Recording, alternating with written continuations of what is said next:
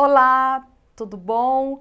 Meu nome é Kelly Farias Lima, sou a professora da Rede CETEPS, tá? Hoje nós vamos ter a aula de operações imobiliárias, tá? Agora nós vamos ter uma noção básica sobre loteamento. Ai, que legal. Loteamento, tá? Ah, Kelly, mas por que eu preciso saber como que nasce um loteamento? Se eu quero vender terrenos. Sim, sabe por que vocês têm que ter uma noção?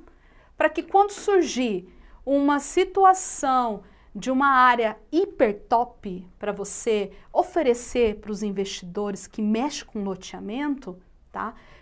Então aí você já sabe como que é o procedimento. Outra coisa, não deixe de passar propostas, tá? Quem mexe com loteamentos sempre vai fazer uma proposta de 50% em dinheiro, um exemplo, tá? 50% em dinheiro e 50% em lotes, tá?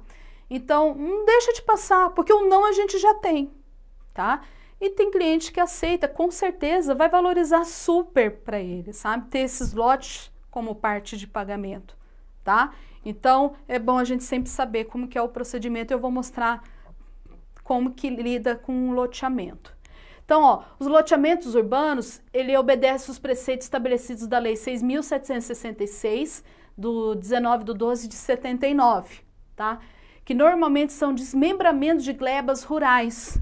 E cada município possui as suas regras, que é aquela situação que eu falei para vocês.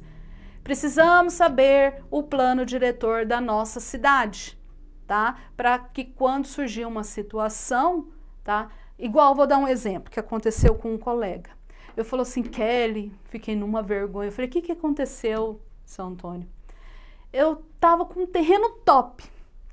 Ofereci para um empreendimento X aí, falei, não, vai ser ótimo para esse empreendimento X. Aí o meu falou assim, não, e eu falei que servia, eu falei, vamos lá olhar.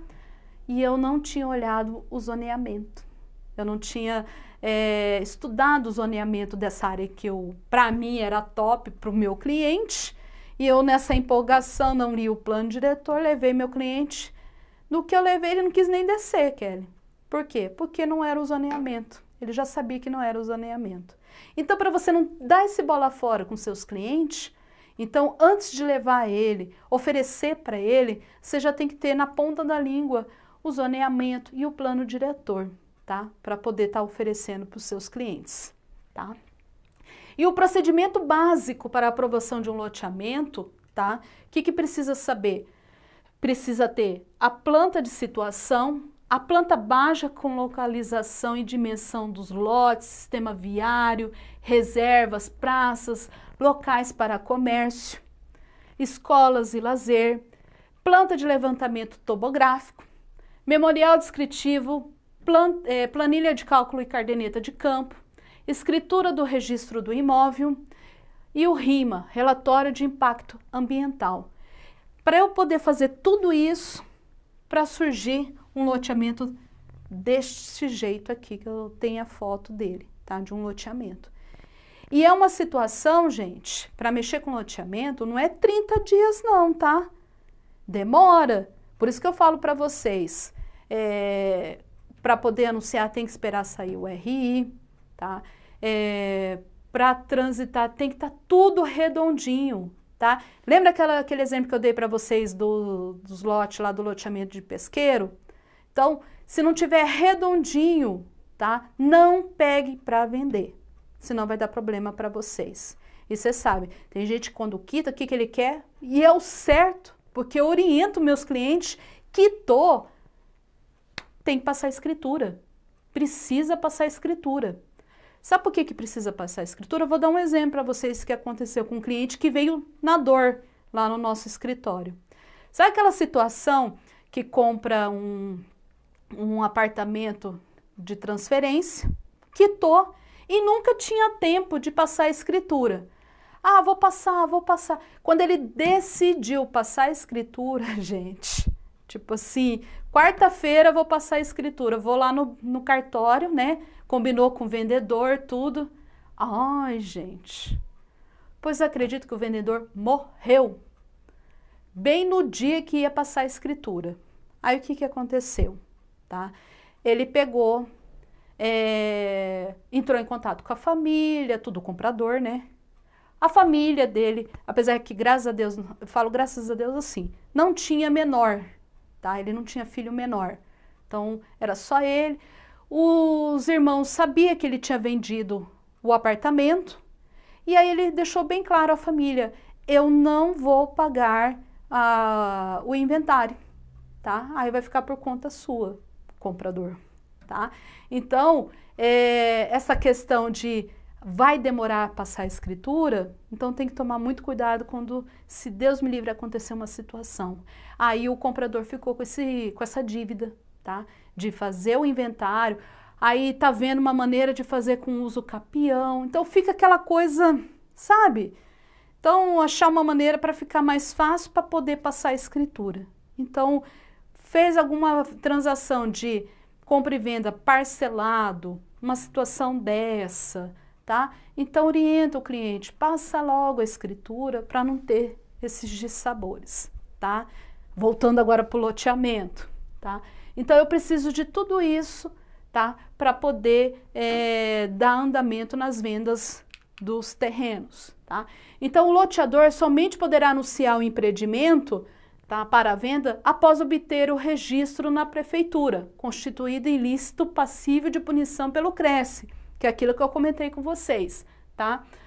O anúncio sem a menção do número da licença, tá? A Lei 6.576/79 estabelece alguma diferença entre loteamento e desmembramento, tá?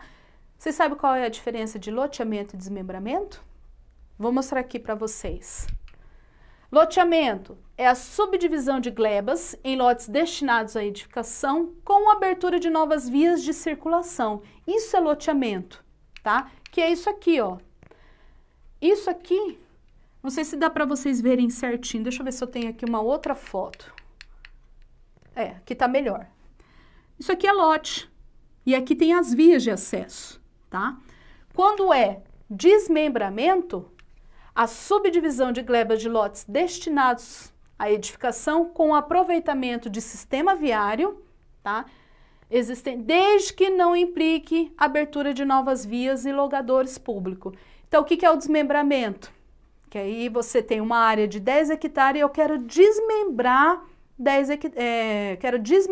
hectare, tá? Isso é desmembramento. Eu vou desmembrar 1 hectare. Não pode, se tiver vias, aí já vai virar loteamento, tá? Então, desmembramento, eu tiro de 10, 1 hectare e aí eu faço o que eu quiser. Isso é desmembrar, tá? A infraestrutura mínima que tem que ter nesse loteamento, tá? Pelo loteador, são as infraestrutura básica. O que seria? Que tem que ter águas pluviais, iluminação pública, rede de esgoto sanitário e abastecimento de água potável e de energia elétrica pública e domiciliar e vias de circulação pavimentadas ou não. Isso tudo tem que saber o plano diretor, tá? Para montar o meu loteamento, tá? E as dimensões mínimas dos lotes urbanos são definidas pelo plano diretor também, tá? De cada município. Vamos falar por Campo Grande, tá? Pelo plano diretor, os lotes têm a dimensão mínima de 200 metros quadrados, tá? Com testada mínima de 10. Então, 10 por 20, 10 por 25, 12 por 30, 15 por 30, mas o mínimo de testada, tá? Vamos falar aqui desse lote. 10 por 25, tá? Então, um mínimo de testada tem que ser 10, tá? E assim sucessivamente, tá? Com isso, tivemos uma noção básica de loteamento, tá? Vamos ter uma noção básica agora de incorporação imobiliária, tá? O que é a incorporação imobiliária? Ela tem por finalidade promover e realizar a construção de edificações compostas de unidades autônomas, tá? O objetivo da incorporação é formalizar junto ao cartório de imóveis, tá? como será um empreendimento, ao qual o número de unidades autônomas, áreas das mesmas, o número de vagas de garagem, as áreas comuns, que é o memorial de construção, de incorporação, somente a partir do registro no cartório que pode comercializar os apartamentos, também denominados como unidades autônomas. Saiu o RI, eu posso trabalhar esses imóveis no plantão, tá? Então, se não tiver, eu não posso estar divulgando, tá? Então, a função da incorporação imobiliária é isso: promover e realizar a construção de edificação compostas nas unidades autônomas. Aí tem a incorporadora, ela é responsável por toda a articulação do empreendimento. Ela identifica as oportunidades, faz os estudos de viabilidade, adquire o terreno formatado a produto a ser desenvolvido, tá? E para ter o memorial, o que eu preciso, tá? O que o incorporador deve seguir um roteiro?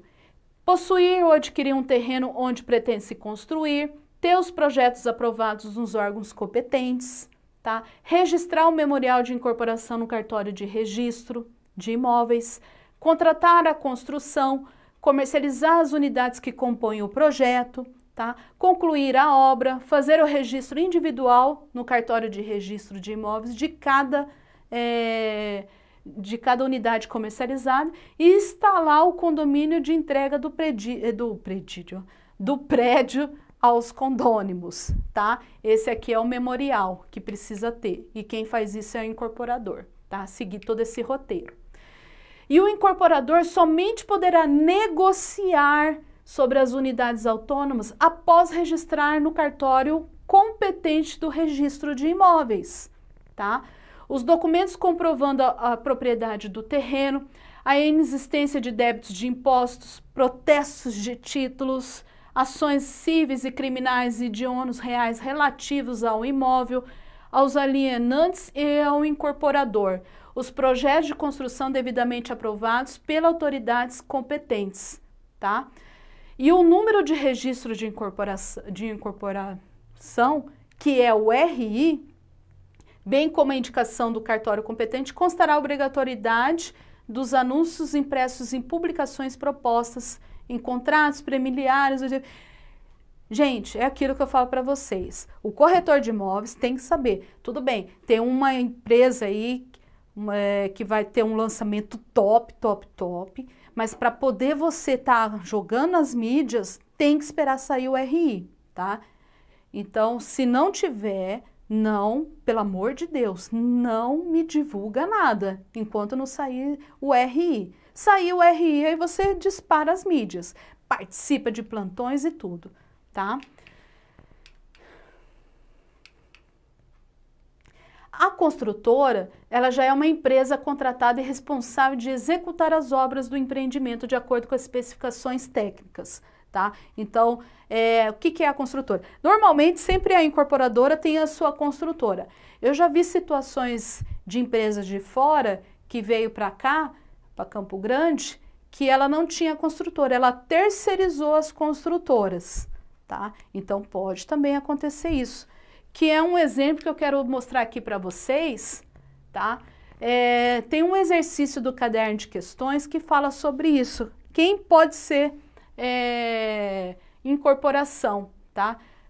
Incorporação imobiliária. Então, esse exemplo aqui, ela explica perfeitamente esse exercício que tem aí no caderno de questões, tá? Então, ó, a Carla é proprietária de um terreno no bairro Chácara Cachoeira, pessoa física, e tem o bem, que é o terreno. Mas Marcos possui uma firma construtora, pessoa jurídica, construtora. E Rita quer empregar certa quantia disponível, física, e tem o investimento, né? Tem a grana. Todos eles resolveram, tá? Unir-se e realizar um grande sonho, que é a construção de um condomínio fechado. E aí se juntaram e formou uma incorporação imobiliária, tá? Então, pessoa física, jurídica, você vê, aqui uma entrou com o imóvel, o outro entrou com a construtora, o outro entrou com a grana, tá? Então, juntando todo mundo, surgiu a incorporação imobiliária, tá? Uma vez formada a incorporação, torna-se necessária a figura de um incorporador, tá? Pessoa física, jurídica, dono do imóvel, tá? Quem tem o dinheiro para investir pode ser um incorporador, tá? Outra coisa que eu quero deixar claro para vocês também, vocês que estão entrando na área imobiliária, tá? É o INCC. O que é o INCC? É o Índice Nacional da Construção Civil. Então, quando você for vender apartamentos, casa em condomínio fechado, tá? Então, você vai fazer uma simulação e aí o cliente vai pagar uma entrada e aí vai ter um saldo devedor. Esse saldo devedor, tá? É jogado o índice, tá? O INCC, tá? Então, é aplicado em casos onde o financiamento do imóvel em construção, se o comprador optar pelo pagamento à vista, não tem o INCC nesse valor, tá? Não sofrerá o reajuste, tá? Mas se optar por uma entrada e financiar o valor restante, o INCC será incidido sobre todo o saldo devedor, até o seu quitamento total. Então, você tem que mostrar para o seu cliente que se ele tiver um saldo devedor, quando ficar pronto o apartamento ou a casa em condomínio fechado, esse saldo devedor vai sofrer um aumento no valor. Não vai ser aquele valor, tá? Então, você tem que explicar certinho como que é o procedimento quem compra na planta, para depois, quando ele for fazer o financiamento desse apartamento, falar, meu Deus, o saldo devedor é tudo isso. Aí já começa a dar um piripaque no comprador, tá? Então, tem que orientar o cliente que quando tem um saldo devedor, tá? O INCC, ele reajusta, tá? O saldo devedor, tá? O que está acontecendo? Os corretores andam pensando em vender e não orientam o cliente. Quando fica pronto, acontece essa situação, dá o desespero no cliente, mas o corretor fulano de tal não me explicou sobre isso, tá? Então, não estou falando para vocês botarem medo no seu cliente, tá? É orientar, mostrar, fazer ele... Quem for mexer com lançamento, essas coisas, sempre é bom pegar o contrato, ler, para você poder estar passando as informações para o seu cliente, tá? Para ele não ter dissabor futuros, tá? Com relação a isso. Por quê? O problema é que os corretores de imóveis não costumam projetar os reajustes ou alertar os compradores sobre a correção do valor, tá? Na hora da compra na compra do imóvel na planta. Então, tomem cuidado com isso. Quem for se apaixonar, querer vender imóveis na planta, tá? Presta atenção. Se tiver uma dúvida, procura o corretor responsável da sua equipe, tá? O gerente da equipe, para ele sanar as dúvidas, para você estar passando para o cliente a segurança que ele está fazendo um ótimo negócio e que ele não vai ter surpresas futuras, tá? Então, preste atenção com relação a isso, tá? Com isso, também precisamos ter noção básica com condomínio. Ah, mas Kelly, por que eu preciso ter noção básica também do condomínio? Por uma situação. Lembra quando eu mostrei para vocês o leque que o corretor de imóveis pode estar trabalhando? Então, a gente pode administrar condomínios, tá? Então, isso é uma maneira básica de saber como que você pode estar procedendo num condomínio. Ou então, for mexer com a venda, com a locação, você precisa também estar orientando quem está comprando e quem está alocando, as regras do condomínio. Tá? Então, a palavra condomínio tem um significado de domínio em comum, tá? Isso quer dizer o quê? Um bem ou uma propriedade imóvel pertencendo a vários donos, aos quais dá-se a denominação de condônimos, tá? Ou ainda de coproprietários. O condomínio deve ter suas normas próprias, elaboradas de acordo com os dispositivos da lei que regula, tá? Em regra, vêm transcritos na convenção de condomínio ou regimento interno. Todo imóvel que você pegar para venda ou para alocar, ou para administrar, você tem que ter esse regimento interno para você entender e estar passando para os condônimos, tá? Quero deixar aqui uma tarefa para vocês. Pega uma matrícula de apartamento, tá? Vê como que é o procedimento, como que está escrito, tá? Da parte útil, né? Da área útil, a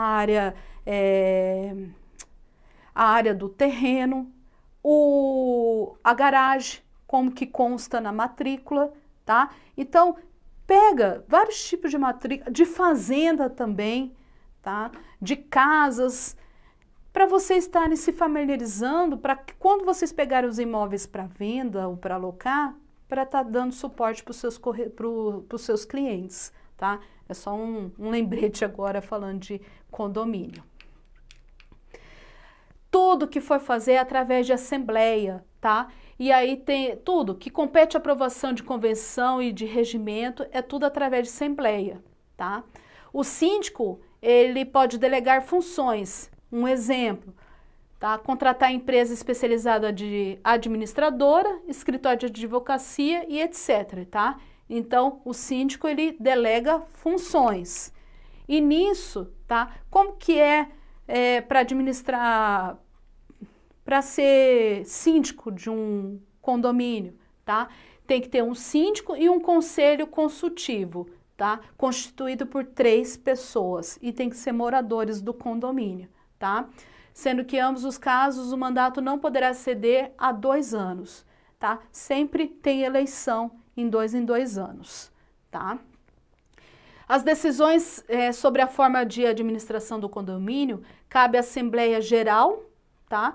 E ela tem 2 tipos de Assembleia Geral. Tem a Assembleia Geral Ordinária e a Assembleia Geral Extraordinária. A Geral Ordinária, tá? Ela tem o quê?